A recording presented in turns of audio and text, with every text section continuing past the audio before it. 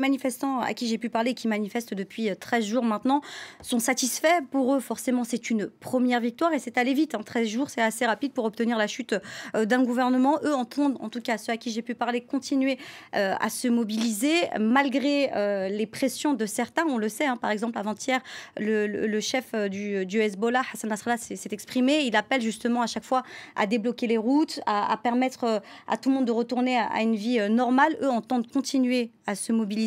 La journée de demain et ce soir, effectivement, ce sera une soirée test et une journée test pour voir si les manifestants continuent à rester mobilisés. Ce qui est assez important aussi de voir, c'est que un peu plus tôt dans la journée, sur la célèbre place des martyrs de Beyrouth, il y a eu des tentatives du parti Amal et du mouvement du Hezbollah de déstabiliser un peu le mouvement. Les tentes qui étaient installées pour ceux qui dormaient, les plus déterminés dormaient sur cette place, ont été brûlées, saccagées et très vite, quelques minutes après, les manifestants sont revenus sur cette place et ont très vite réinstallé leur tente. Donc on comprend bien qu'ils ont bien l'intention de continuer à se mobiliser. L'autre défi, le disait aussi un peu Karim Émile Bitar, c'est de réussir à garder cette unité que l'on découvre, qui est assez inédite au Liban, les voir tous sous un seul et même drapeau. Mais il faut garder en tête une chose qui est importante, c'est que le Liban est régi par le confessionnalisme et le Liban a été aussi rongé par une importante guerre civile, et donc il va falloir réussir